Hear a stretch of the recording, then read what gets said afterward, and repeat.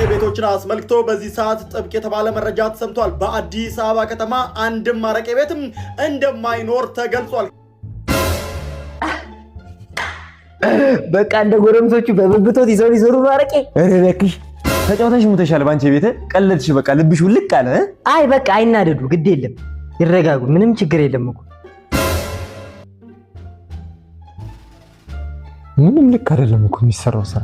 ምንድነው አንተ የምትወረጫጨው ደግሞ? ምን እባክህ አባዬ ደብሮኛል። ምንም ደስ የሚል ነገር የለም። እኔ እዚህ ጋር ደስ ብሎኛል ስታይ፣ ይኸውልህ አንጀቴ እንደዚህ ኩምሽሽ ብሏል። እሺ በአሁን ሰዓት ነው አረቄ ቤት ሙሉ ተዘጋ አይደል? እንዴ አንተ አልሰማህም እንዴ? እኔም እሱን ሰምቼ አይደል እንዴ እንደዚህ ሆንኩት። ለምን በጊዜ ገባ ብለህ አትጠይቅም እንዴ አንተ ራሱ? እንጂ በጊዜ አገባም። እዛ ነበር ማለት ነው የምታመሸው። እሱን እኮ ነው የምልህ እኔ። እሱ ለምን እሺ፣ ለምን እንደዚህ ነው? ላይ ነው እንደ ዘጉበት። ዘነዘነው እዚህ ነው ያለው አይደል? አለ ዘነዘነው። ይኸው ከስር ነው ያስቀመጥኩት። ኧረ ቶሎ የሆነ ነገር ይወስኑ። ጭራሽ እኔ ፊት መጥቶ አረቄ ምናምን ይለኛል። አይ ግን ችግር የለውም። እኔ ለክፉም ለደጉም ብዬ ትንሽ ቀንም ብትሆን 2 ቀንም 3 ቀንም የምንቆይባትን ይዤ መጥቻለሁ። አንቺ እዚህ ጋር ዘነዘና አታስቀምጪ አላልኩም?